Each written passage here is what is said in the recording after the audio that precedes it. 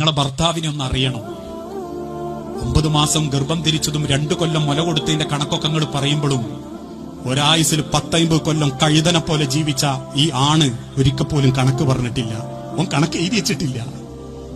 തിന്നാൻ തന്നതിന് ഒരിക്കൽ പോലും ഓൻ കണക്ക് എഴുതി വെച്ചിട്ടില്ല. കാരണം ഓൻ നയിക്കാൻ ഇറങ്ങുമ്പോൾ ഓൻ അറിയാം, കാത്തിരിക്കുന്ന ഒരു കുടുംബത്തിന്, ആ കുടുംബത്തിനും കൂടി വേണ്ടിയാ ഞാൻ നയിക്കുന്നത്.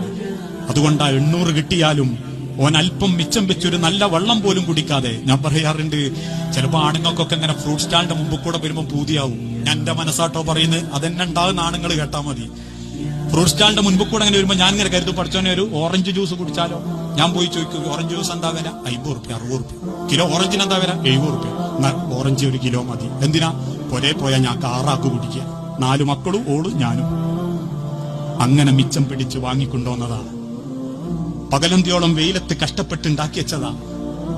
ആരും അറിയാണ്ട് പലതും സഹിച്ചിട്ടും കുറ്റപ്പെടുത്തൽ കേട്ടിട്ടും നല്ലൊരു കൂലി പോലും കൊടുത്തിട്ട് കിട്ടാതെയും മുതലാളിമാരുടെ ആട്ടും തുപ്പുമേറ്റിട്ടും നരകിച്ച് പണിയെടുപ്പിച്ചിട്ടുമാ ഓരോരുത്തരും ചുരുട്ടിപ്പിടിച്ച പൈസയായിട്ട് വരുന്നത്. ഓരോ പണിക്കും അതിൻ്റെതായ സങ്കടമുണ്ട്. ഏത് പണിക്കും അതിന്റെ വിലയുണ്ട്.